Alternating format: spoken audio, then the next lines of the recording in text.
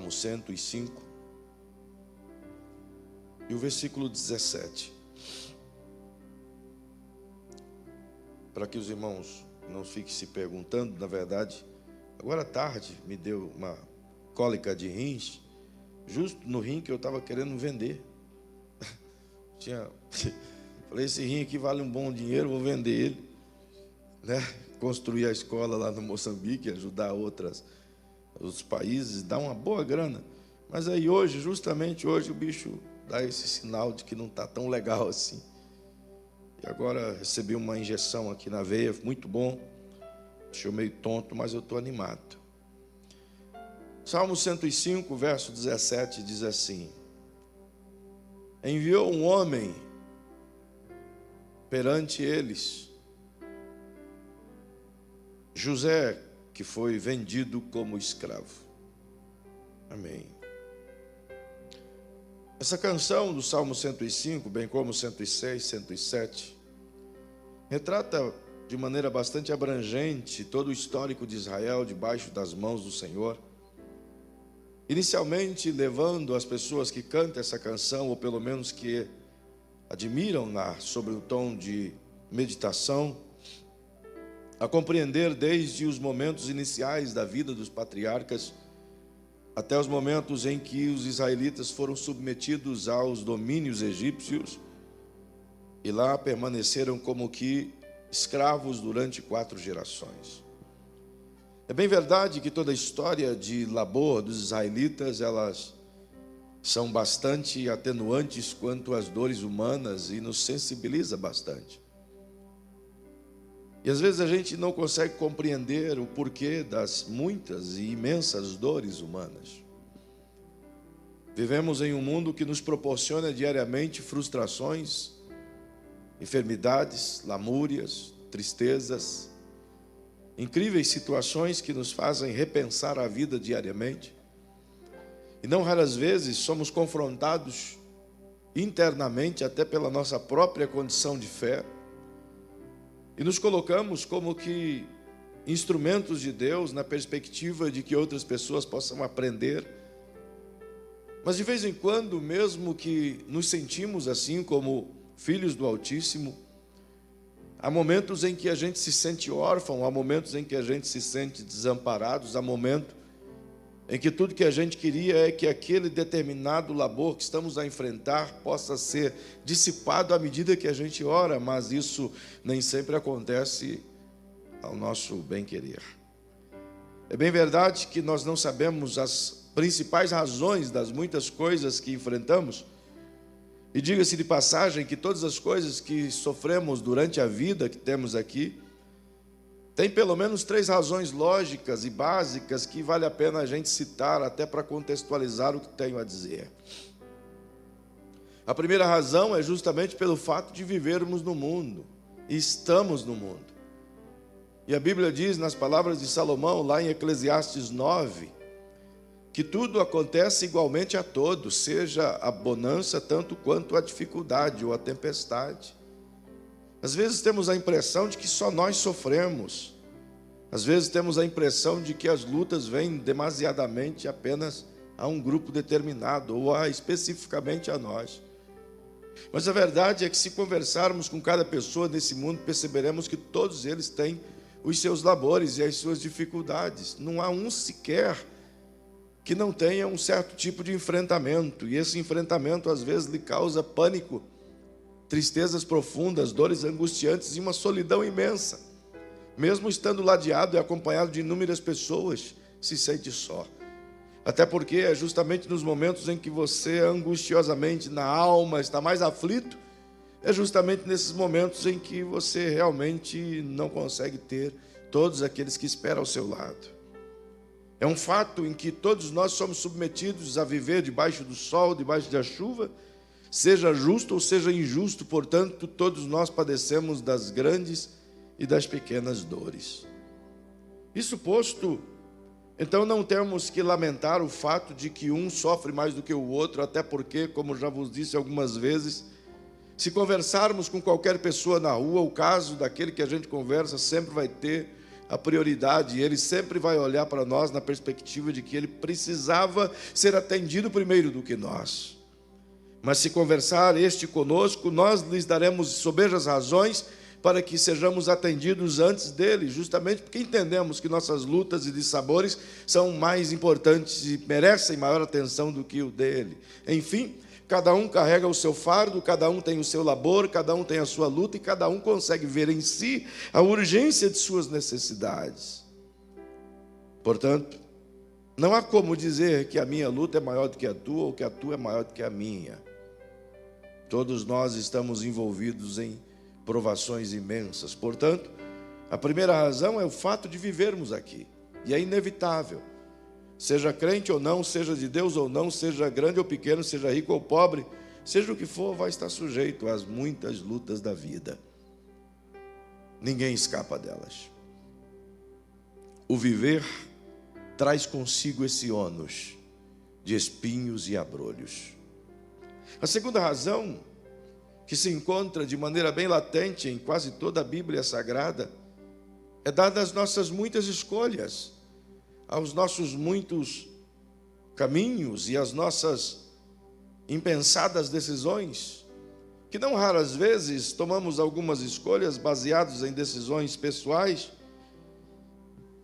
que iremos colher os frutos circunstanciais dessas decisões, não apenas naquele momento, mas talvez anos futuros, e em alguns casos até os nossos próprios filhos colherão frutos das mesmas decisões que tomamos no presente. Portanto, somos vítimas de igual modo de nossas próprias escolhas. Às vezes sofremos consequências de nossas próprias angústias, como por exemplo, caminho para os 46 anos e agora o meu corpo traz algumas faturas de quando eu era ainda bem jovem, de quebraduras, de ferimentos, e hoje eu começo a sentir coisas que eu não sentia, sabe? Era uma coisa que até então aparentemente eu nunca ia notar, mas agora é possível notar. Justamente por conta de coisas que foram feitas no passado, muito peso que carregou, muita força que fez, muito trabalho que executou, e às vezes até sem algum tipo de equipamento de segurança que pudesse promover uma melhor estrutura física, e isso tudo cobra a sua fatura. O certo é que tudo que fazemos vai resultar em uma reação. Portanto, é necessário termos uma boa consciência e uma paz interior suprema para que nossas decisões possam ser pautadas em Deus e não meramente nas nossas emoções. A terceira razão, de maneira latente, também se encontra em todo o contexto bíblico, é justamente quando somos submetidos a diversas provações, das quais se utiliza o Altíssimo de pessoas e de coisas avessas a nós ou alheias a nós, das quais promovem injustiças conosco, promovem situações conosco, e estas nos servem como provações. Significando, portanto, que nem tudo aquilo que padecemos ou colhemos são frutos totalmente de nossas próprias semeaduras, mas algumas dessas são frutos das semeaduras de injustiças de outras pessoas em nossa própria vida, servindo isto como um mecanismo de provação da parte do divino. Essas três causas, portanto, estão inevitavelmente na vida de todos nós, desde que nascemos até quando morremos. É, portanto, necessário sabermos o que Deus quer não somente nos ensinar, mas nos fazer viver em meio a estas três situações das quais citei. Sejam elas pelas circunstâncias de viver, sejam elas pelas nossas escolhas, às vezes erradas, ou sejam elas pelas provações que somos submetidos. E o que temos nessa passagem, de modo especial, nesse único versículo, embora todo o texto seja importante, o trem aqui se acabou, irmão.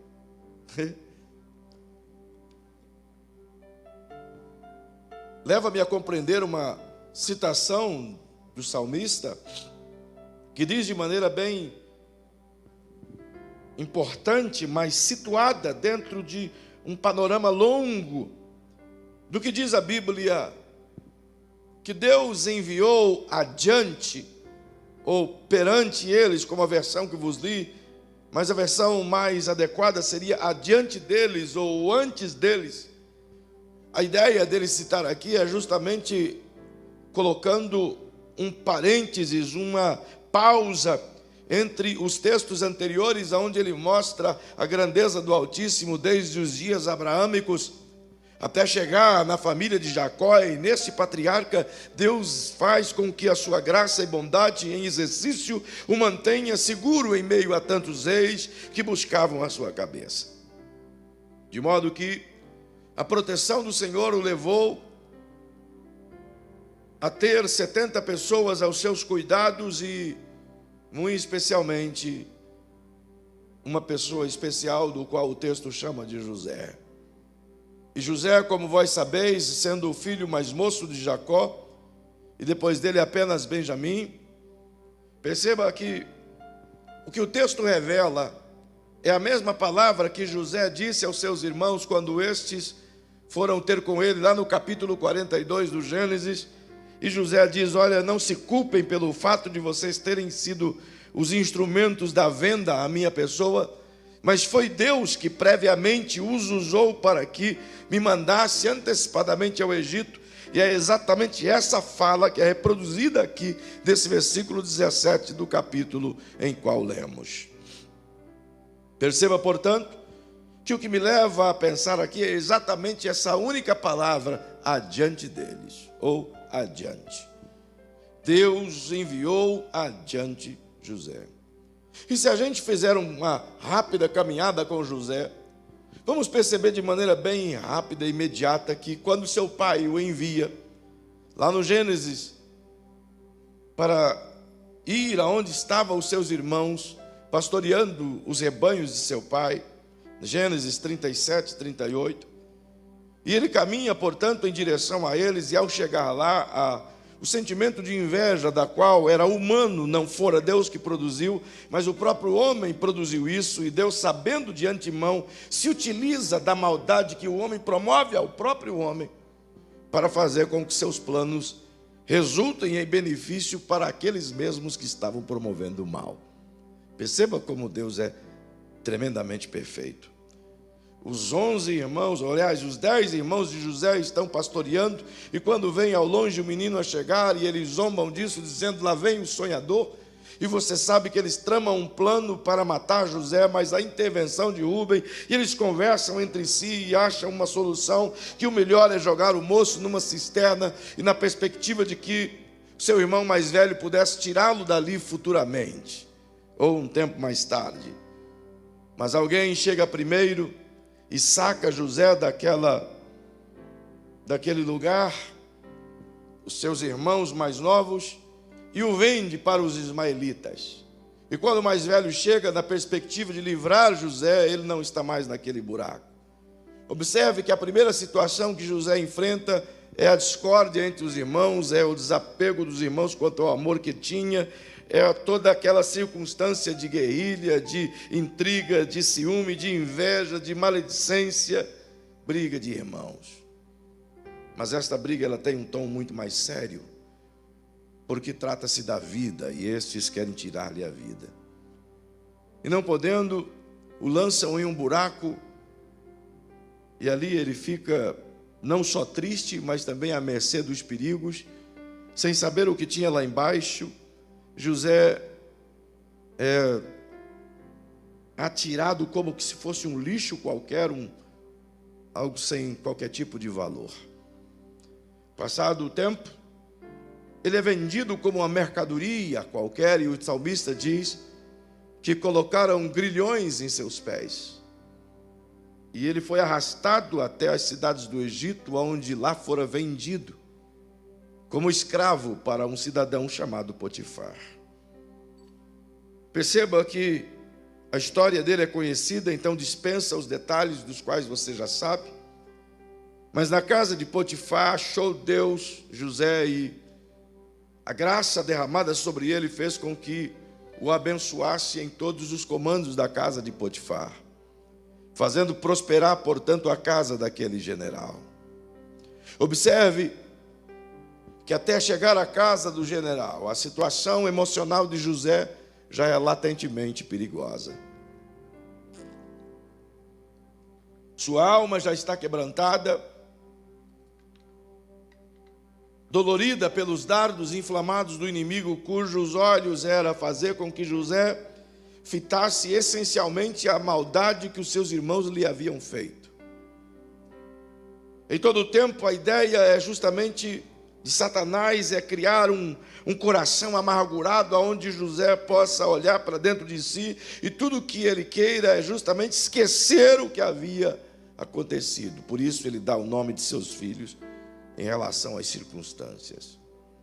Era como se ele quisesse apagar de dentro de si todo o passado que o lembrava de seus irmãos.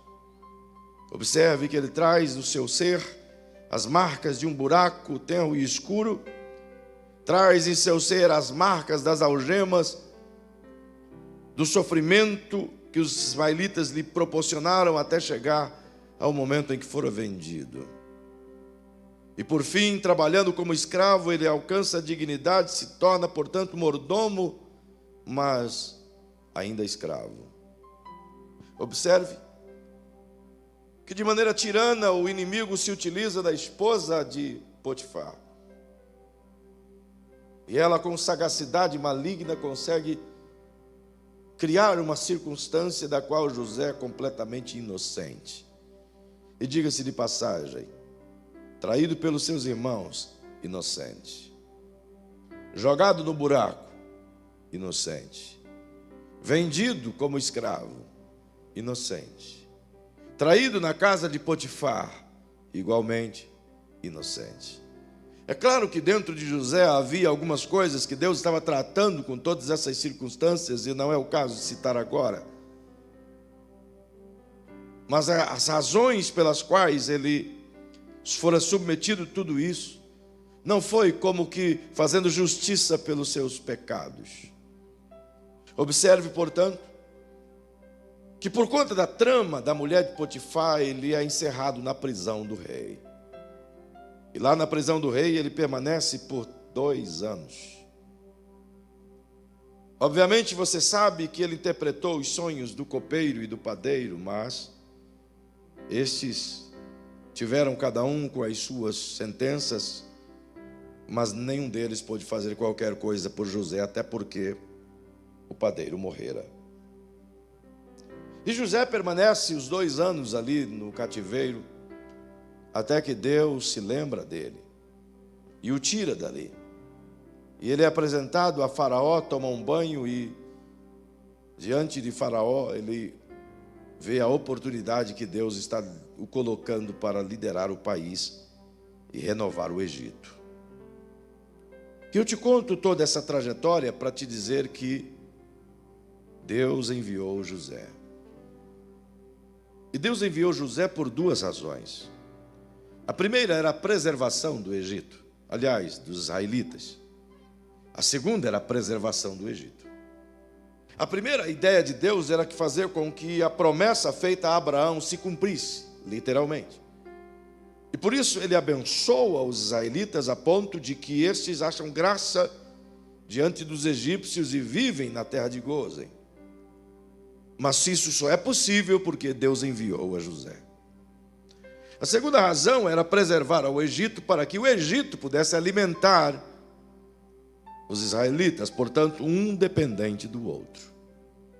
Fazendo isso, naturalmente, poderia ambos os povos crescerem juntos.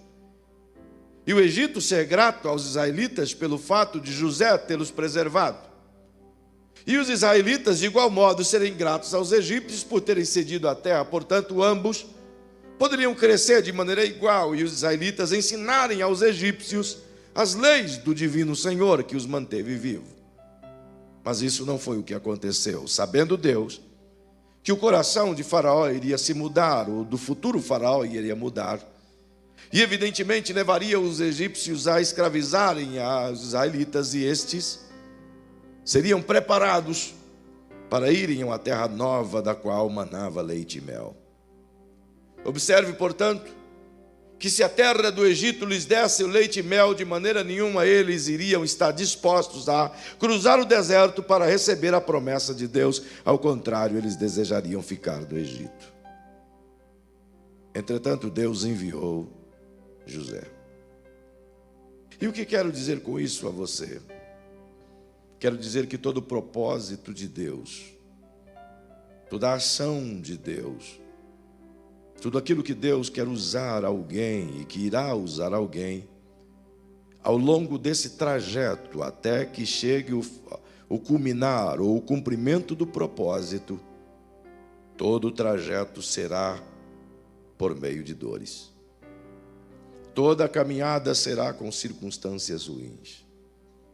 Todo o trajeto trará consigo o ônus da caminhada. Todo o propósito divino vai passar pelas fases de treinamento.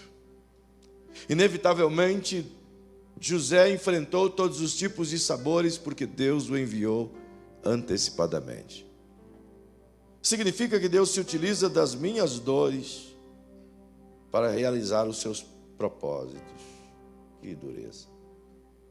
Significa que Ele tem um caminho do qual nós temos de passar, e esse caminho com altos e baixos, com circunstâncias boas ou ruins, só que em todas essas circunstâncias, Deus está construindo o propósito.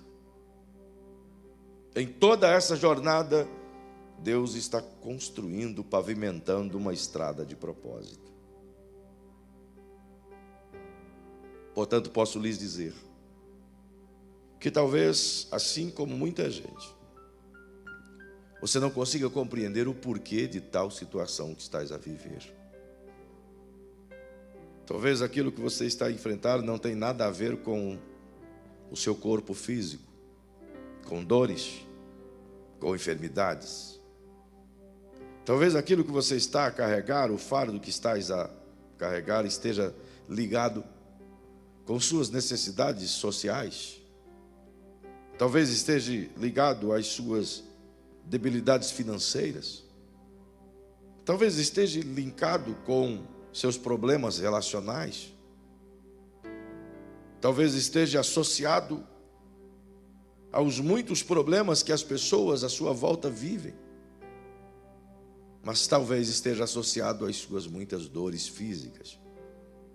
E seja qual for o tipo de enfrentamento que estamos a passar, seja ele pelo fato de vivermos nessa terra, ou seja ele pelo fato de sermos provados, obrigado, filho, ou seja ele pelas nossas escolhas, o certo é que em todo momento as nossas dores, seja elas quais forem, elas dão um jeito de noticiar o que estamos vivendo.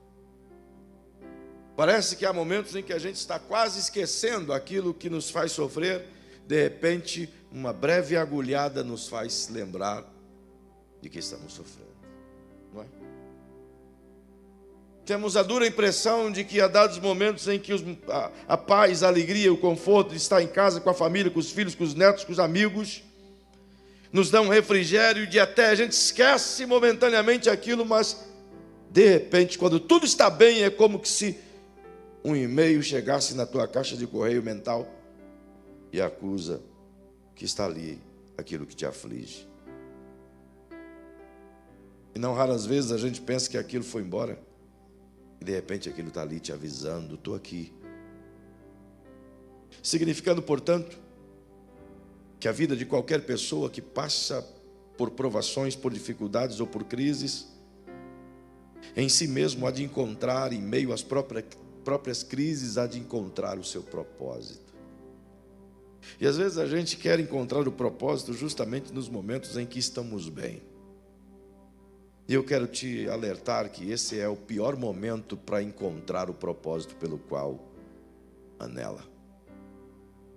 Normalmente esperamos encontrar os propósitos quando estamos em um nível espiritual perfeito, quando estamos cheios da graça, quando estamos aquecidos pela glória do Espírito, quando estamos tendo inspirações extraordinárias, quando a nossa finança vai tudo bem, quando a nossa saúde física está relativamente bem, quando a família está caminhando bem, tudo está dando certo. Então normalmente a gente pensa, puxa vida, estou quase chegando na ideia do propósito pelo qual Deus me levantou, certamente eu vou saber agora.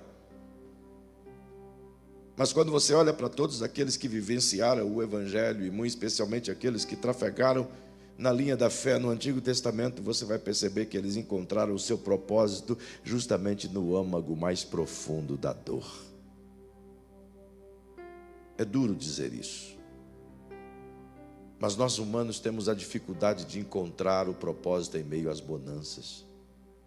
Porque justamente no meio das colheitas, tudo o que queremos é desfrutar delas, não ir atrás de propósito. Justamente no meio dos tempos bons, das festas, das abundâncias, temos a tendência de nos folgar nelas e, afinal de contas, tudo vai indo muito bem, certamente deve ser a vontade de Deus. É interessante observar textos como, por exemplo, Salomão diz lá no seu livro de Eclesiastes, a sabedoria desse homem, no capítulo 5, verso 4, se não me foge a memória, ele diz que é melhor estar numa casa onde tem um luto do que estar numa casa onde é que tem um banquete. Porque numa casa onde é que tem um luto, você consegue refletir sobre a brevidade da vida. E na casa onde é que tem um banquete, tudo que você tem são as futilidades da vida que te enganam. E é justamente nesse ponto que a gente pensa na vida de José, onde tudo o que ele precisava era simplesmente dar a notícia ao seu pai e de seus irmãos, mas ao contrário disso, foi separado de quem ele mais amava e submetido às mais rigorosas dores até chegar às prisões do rei ou do faraó. Diante disso, de igual modo, a gente busca essa compreensão e chegamos à conclusão prévia de que as dores são nossas amigas, de que as dores poderiam ser chamadas de boas dores. Porque ao invés de elas nos afastarem do propósito, elas nos alinham com o propósito divino. As boas dores têm a tendência de nos purificar de nosso próprio eu. E diga-se de passagem que nunca houve um tempo em que o evangelho pregado massageasse tanto o eu quanto o nosso tempo.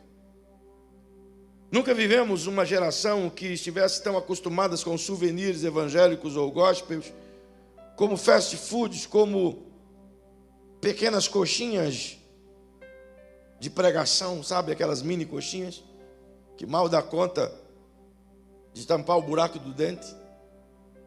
E a gente está acostumado com esse tipo de evangelho, onde as gotinhas de faz de conta de massagens do ego nos tornaram como que uma geração completamente distanciada dos princípios básicos da vida cristã, do que é agarrar a cada dia a sua cruz e renunciar a si mesmo, negar a si mesmo e ir avante.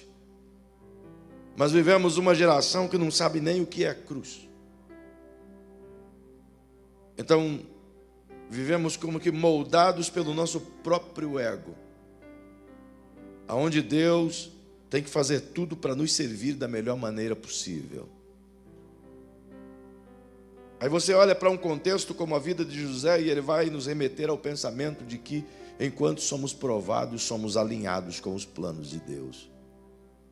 Enquanto somos submetidos às mais intensas provações da vida, o nosso coração, arrefecido pelas dores, se torna quebrantado a ponto de termos a humildade de irmos até o divino, ou pelo menos termos a consciência da dependência de Deus.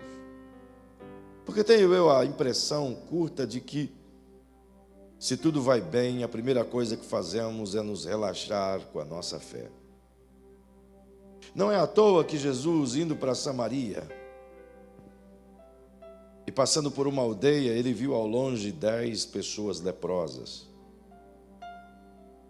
E essas pessoas leprosas, ao vislumbrarem Jesus, igualmente ao longe, gritaram: Senhor, somos leprosos, cura-nos. Jesus poderia ter olhado para eles e ter dito: gente boa, vocês estarão curados agora, em meu próprio nome, em nome do meu Pai. Mas ele não fez nada disso. Ele simplesmente gritou a eles e disse: ide e apresentai-vos ao sacerdote. E eles partiram, até porque não podiam entrar na cidade, nem se aproximar de Jesus. Mas diz-nos a Bíblia em que, quando chegaram a Jerusalém, se apresentaram ao sacerdote justamente porque no meio do caminho se deram conta de que estavam curados. Eles creram na palavra de Jesus e caminharam e estavam curados. E a Bíblia diz que apenas um voltou para agradecer a Jesus. De sorte que os outros agora têm saúde, agora está tudo bem. Isso me faz pensar que normalmente agimos assim. Quando a nossa vida vai caminhando muito bem, obrigado, nós temos a séria tendência de dizer: Deus, se eu tiver tempo eu vou na igreja te cultuar, mas se não tiver, releva, porque afinal de contas eu tenho bastante coisa para fazer, eu ando muito ocupado. E infelizmente isso parece ser uma prática de todos nós. Nos damos conta de que precisamos de Deus quando as dores nos fazem lembrar que estamos perecendo. Talvez os lamentos que José teve que produzir ao longo de tantas dores até se tornar governador do Egito esteja relacionado exatamente ao fato dessa palavra: e enviou Deus. E digo justamente isso para tentar te dizer que há uma razão pela qual você está onde está. Há uma razão pela qual você está sofrendo o que está sofrendo. Há uma razão por você estar vivendo o que está vivendo.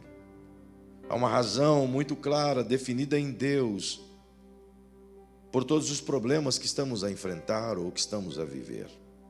Há uma razão pela qual estamos enfrentando uma pandemia. Há uma razão pela qual os templos estão fechados. Há uma razão pela qual nós somos submetidos às mais intensas provações. Há uma razão pela qual Deus permitiu que fôssemos tolhidos de nossas ideias. Há uma razão pela qual somos moídos no nosso ego. Há uma razão pela qual o Senhor nos enviou adiante, justamente porque o propósito dele sempre vai andar de mãos dadas com os nossos milagres. Sempre. Deus sempre vai suscitar uma bênção em meio às nossas maldições. Ele sempre vai promover um avivamento em meio aos nossos morticínios. Ele sempre vai encontrar uma chave em meio aos nossos cofres fechados. Ele sempre vai encontrar uma voz de esperança em meio a um mundo surdo que não quer ouvir. Por isso ele permite que as muitas dores venham sobre os cristãos, para que estes possam de algum modo serem alinhados com os seus propósitos. O propósito de Deus em José era preservar Israel e preservar o Egito para com Israel. E qual é o teu propósito? Então guarda isso no seu coração. O teu propósito é encontrado no âmago da sua dor. Vou repetir, embora não tenha ninguém aqui no templo. Mas o teu propósito é encontrado no âmago da tua dor. Aquilo que te mais faz sofrer é a nascente do teu propósito. Aquilo que mais faz a sua alma se angustiar é a nascente do teu propósito. E talvez você imagina que todas essas situações, essas dores todas que são múltiplas, estejam te conduzindo, portanto, a ser enfermeiro ou médico. Não, não estou a dizer isso. Eu estou a dizer que a maior dor da alma nem sempre é a dor física. Nem sempre é a dor da perda, nem sempre é a dor causada pelas dificuldades financeiras, nem sempre é as dores relacionais, nem sempre. Estas servem apenas como que de base para a verdadeira dor que está escondida no âmago da alma.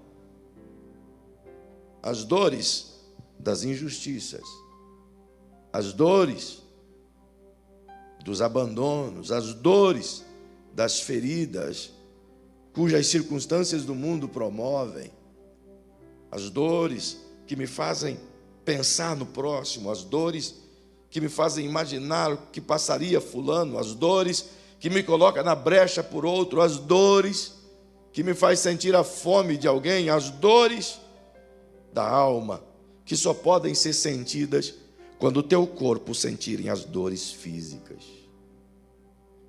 Porque do contrário, se a nossa alma, jactanciosa como ela é, orgulhosa, soberba como somos feitos,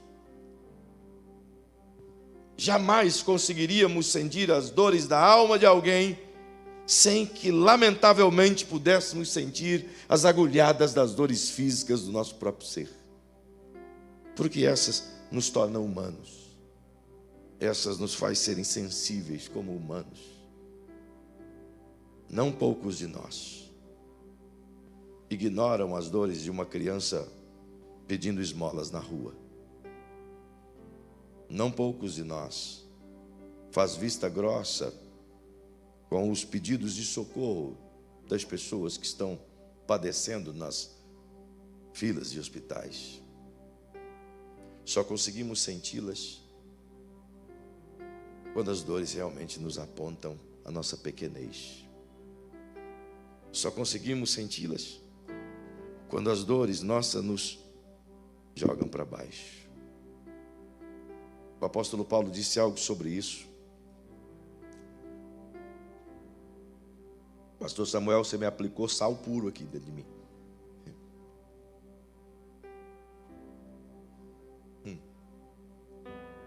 Eu tenho a impressão de que as nossas mazelas físicas servem como que... Sabe quando você está montando uma barraca e você coloca os ganchos de fixação? Isso, puxa, para a barraca ficar firme no chão. Tenho a impressão que as nossas provações e as nossas dores servem exatamente para isso, para nos fazer ficar firmes no chão. Porque de outra sorte a gente cresce de tal maneira que nos sentimos assentados no trono, querendo parecer Deus e buscando louvor acima de si mesmo, como se fosse o próprio Deus. Às vezes não falamos isso, mas internamente nos sentimos assim. Nos sentimos que somos superiores quando olhamos para alguém com desdém. Nos sentimos superiores quando olhamos alguém no semáforo pedindo uma mera de uma esmola e, com um olhar jactancioso, nós ignoramos aquela dor, embora isso aqui em Dourados virou uma situação até desconfortável. No geral, as nossas lutas são ganchos fixadores que nos colocam no solo, nos tornando pó. Porque todas as vezes que nós olharmos para dentro de nós mesmos, ao menos 3 coisas irão acontecer, e eu encerro aqui. A primeira delas nos faz perceber que nós não somos nada e nem ninguém. Então não há espaço para orgulho, para soberba, para achismo. O que nós temos hoje de maior crise é a crise do eu, é a necessidade do afago, do afeto, do holofote, do brilho, daquelas coisas, da massagem, sabe? É o que mais cresce. E existem até, como todas as profissões, existem 2 tipos de pessoas que trabalham na área, né? Existem os coaches, que são de fato pessoas que trabalham com propósito, e existem os coaches que trabalham de fato simplesmente pelo seu próprio propósito, isso é financeiro. Que fazem disso simplesmente um mecanismo massageador de ego nas pessoas. Se tem uma geração pobre de natureza moral, é a nossa geração. Vazia, sabe, de maturidade. Frágil como um cristal. Débil como uma lesma. Sabe? E a gente percebe que se não passar o tempo todo como que massageando o ego desse tipo de gente, não vai a lugar nenhum. E se sentem como que os esquecidos, os abandonados, os largados, os depreciados. Quem dera essa gente pudesse viver os dias da igreja. Talvez não ficaria um só. Talvez pudessem ouvir de Jesus dizendo: se vocês quiserem me seguir, vocês vão ter que tomar cada dia a sua cruz. Renunciar a si mesmo. E renunciar a si mesmo significa fazer com que toda e qualquer pessoa seja mais importante do que eu. Dura coisa, não é?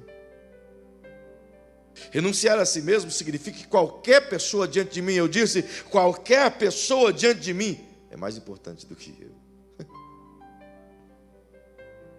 Renunciar a si mesmo significa, portanto, deixar de lado aquilo que eu quero, em detrimento daquilo que é bom para o meu próximo. Significa deixar de lado aquilo que eu considero como prioridade para mim, no meu ego, de onde vem o meu egoísmo, e e catalisar, portanto, as minhas forças e entender que eu preciso servir o meu próximo. Porque a única forma de eu demonstrar que eu me amo é amando o próximo, irmão. Porque se eu não amar o meu próximo, é um significado prático de que eu não me amo. Entende? O que Jesus disse, ama o teu próximo como a ti mesmo, ele está dizendo, cara, se você se ama, a única prova de você mostrar que você se ama é amando o próximo. Do contrário, não é amor, é egoísmo. A segunda coisa, do que as provações nos levam a fazer, é nos tornarmos sensíveis, sermos movidos por emoção também. É buscarmos a sensatez e o equilíbrio de não meramente viver pela razão e não meramente viver pela emoção, mas manter o equilíbrio das duas coisas conjuntamente juntas. Parece ser redundantes, mas a ideia é essa mesmo, conjuntamente juntas.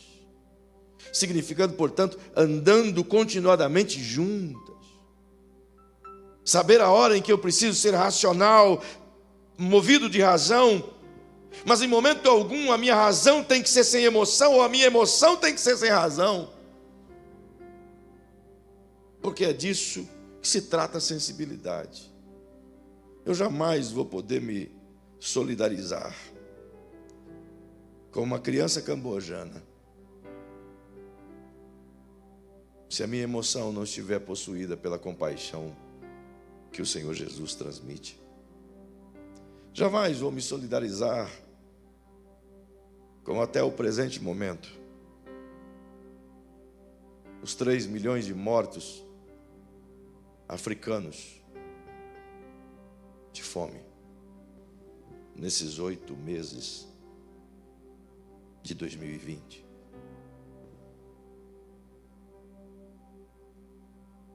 Não vou me solidarizar com os milhões de desempregados, empobrecidos da nação brasileira.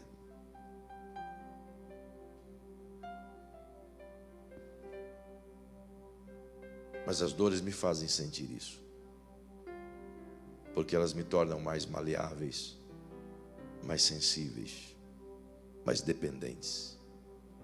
Talvez você não entenda o porquê de tudo isso. Então essa terceira coisa talvez possa iluminar sua mente.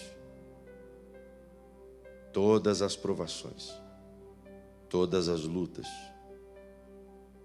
todas as circunstâncias, é uma estrada sendo pavimentada que te leva em direção ao cumprimento vital do seu propósito. O que a gente precisa entender é exatamente isso. E enviou Deus, de maneira antecipada, adiante. O propósito de José, pastor Osni e evangelista Alexandre, não começou a acontecer depois da prisão. Entende? O propósito de José não começou a se desdobrar na casa de Potifar. Misericórdia. Não começou a acontecer no buraco, na venda.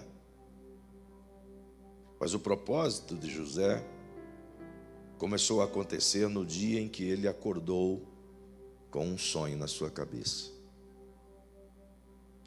Daquele dia em diante, é só uma construção em direção ao propósito. Então, sabe quando nasceu o teu propósito?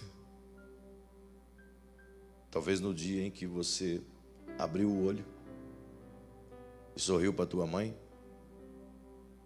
Talvez no dia em que Deus te tirou das garras de alguém que iria tirar a sua vida. Talvez no dia em que o Senhor evitou que um acidente ceifasse a sua saúde. Talvez no dia em que você acordou assustado e preocupado em tantas pessoas que estão perdendo a vida por tantas circunstâncias físicas. Não sei como ou onde começou, mas eu te diria que o seu propósito, para você encontrá-lo onde ele começou, basta você fazer uma retrospectiva e se lembrar de onde começou as suas lutas. A primeira delas, talvez lá na adolescência, talvez na infância, talvez já jovem, talvez adulto. Seu propósito começou lá atrás. E se até agora as lutas continuam só se agravando, significa, portanto, que o processo de construção da estrada desse propósito ainda não terminou. Significa que precisa haver uma mudança interna. Precisamos buscar mais a Deus e dizer: Senhor, ajude-me a ver o que eu não estou vendo. O José não precisava ficar 2 anos na prisão. A ideia de Deus era 3 meses. Mas ele ficou 2 anos. Porque dentro dele ainda havia uma jactância, um poder de manipulação. Por isso disse tanto ao copeiro quanto ao padeiro, quando eu estava interpretando e sabendo que o copeiro ia ser reintegrado, ele diz: lembra de mim. Como quem diz, dá uma mãozinha. Entende? Enquanto a gente usar os nossos jeitinhos, enquanto a gente tiver aqui dentro um mero pensamentozinho de que o propósito de Deus não se realizará sem mim, sabe? Que Deus não pode fazer nada se eu não me colocar na brecha. Então ele vai continuar me moendo como uma cana, me amassando como um barro. Por isso eu convido você essa noite. Deus te enviou antecipadamente para resolver um problema.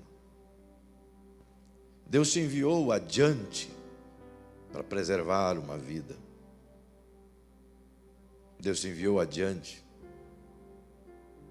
para anunciar a chegada do Messias. Assim como Deus enviou Elias para anunciar aquela geração o nascimento do Senhor. A Bíblia diz que ele não voltaria antes que viesse o Elias anunciando a sua volta. Quem sabe, parafraseando para o nosso tempo, você é o Elias. Não está na hora de cumprir seu propósito? De agir naquilo que te causa maior dor? Não sentes aí dentro queimando todas as vezes que vedes uma injustiça? Não sentes a sua alma latente e quantas vezes se faz de surdo ao ouvir a voz do Espírito te convidando a agir de maneira diferente? Por que continuar insistindo com os espinhos, se você pode permitir que o Senhor aplane o seu caminho?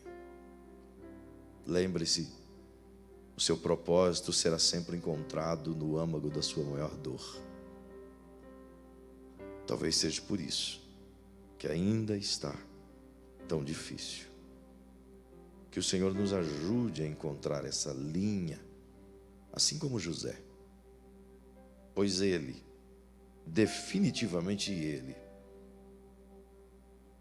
foi quem disse aos seus irmãos: Deus me enviou adiante de vocês. Ele sabia o porquê ele estava ali. E foi por meio das suas dores que ele descobriu o seu propósito. Foi por meio de suas angústias que ele descobriu o seu propósito. Então permita que as suas lágrimas tenham um verdadeiro sentido profético de te alinharem com a vontade de Deus. Pois o Senhor que te chamou não desistiu de ti. Ao contrário. Se ainda estás na prova, é porque Ele ainda está cuidando de você. E eu gostaria de orar com você essa noite, sim, sobre esse aspecto, para que você compreenda o que Deus quer. O que Deus quer. Poucos dias atrás eu passei por uma tamanha de uma enfermidade. dores, humilhações tamanhas. E depois de 2 anos, em silêncio sofrendo isso, questionando com o Senhor, eu disse: Paizinho, o que eu não vi ainda? E Ele disse: permiti tudo isso para que você pudesse mais uma vez voltar à origem. E o teu coração sintonizar-se outra vez nas ondas sonoras dos gemidos daqueles que não têm ninguém que por eles choram.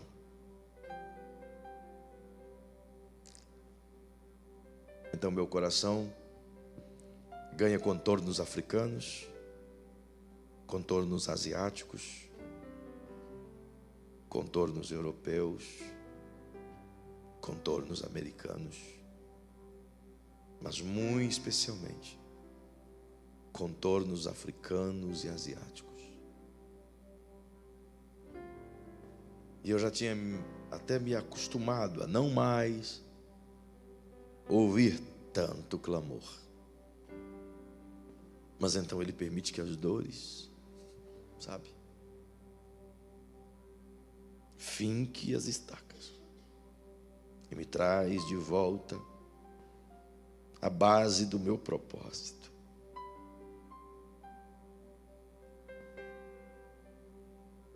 Você precisa entender isso. Eu quero orar com você. Aí na sua casa, se você tiver o desejo de dobrar seu joelhinho, à vontade. Se você está angustiado no seu coração e se perguntando: Deus, até quando? Talvez agora Ele te dê a resposta. Talvez nesse momento teu coração entenda: teu propósito está no meio dessa sua dor. Tire os olhos da dor e olhe para o que você pode arrancar no meio dela. Como eu farei isso, pastor? Justamente no momento de maior dor, é o momento em que você mais tem vida para dar. Foi isso que Paulo disse, que quando ele está fraco, é aí que ele está forte. Aleluia, aleluia, aleluia. Então não dê às pessoas a murmuração da sua dor. Dê às pessoas o que elas esperam, o que elas precisam. Ainda que você não tenha nem para ti, mas dê a elas aquilo que você sabe que o Pai já colocou em ti. É o teu propósito. É o teu propósito. Por isso Jesus disse: no mundo tereis aflições, mas tende bom ânimo. Eu venci o mundo. Ele achou o propósito em meio à dor. Por isso o escritor aos Hebreus, no capítulo 5, verso 9, diz que ele aprendeu a obediência por meio do sofrimento. Então o que você espera?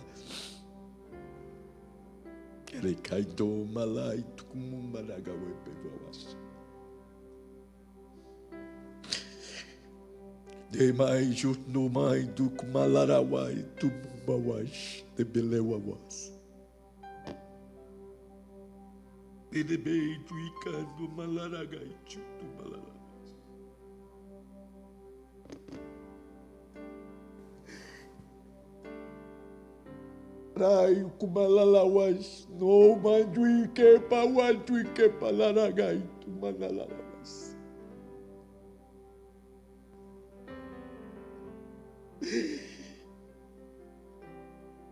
Oh, Ele está simplesmente te moldando. Deixe Ele te usar em meio à dor.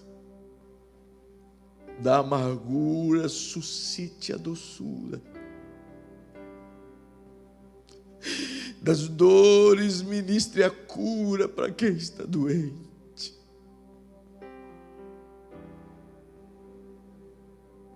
Aleluia.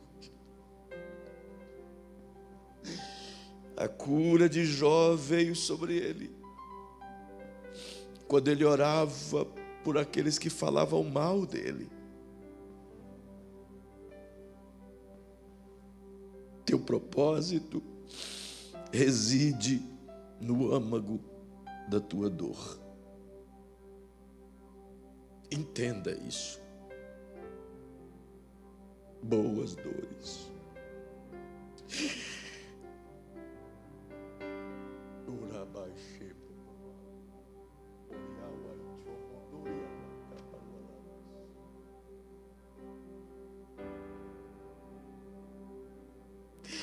Eu sinto o Espírito Consolador aqui essa noite, alinhando você com o coração dele.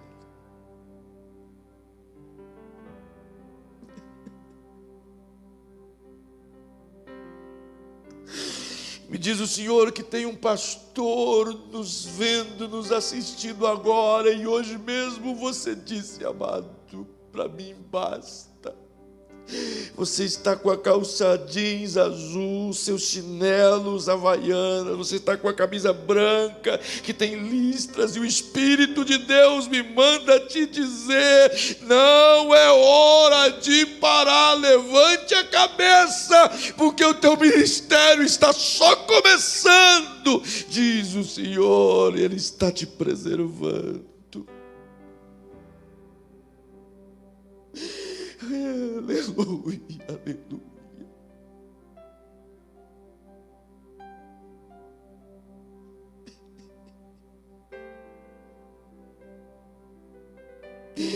Boas dores te conduzem ao propósito. Não é para a sua morte, é para a sua vida. Não é para te ver sofrer, é para te ver crescer. Não é para te destruir, é para te ver frutificar. Então, se quiser, ore comigo agora. Paizinho, eu me uno a muita gente em oração agora. Gente que não tem entendido, Senhor, por que as portas estão fechadas. Gente que não tem entendido, Senhor, por que estão presos como que Pedro na prisão. Gente que não tem entendido, Senhor, o porquê pedem tanto e parece que não são atendidos. Mas se essas mesmas pessoas, Paizinho, olharem um pouquinho atrás, e talvez o Senhor precise mostrar a elas que todas as coisas que ela pediu para os outros, isso prontamente foi atendido. Então ela não viu ainda que por meio da dor, a sua dor curou mais pessoas do que ela imagina. Que por meio da dor, a sua oração alcançou mais pessoas do que ele imagina.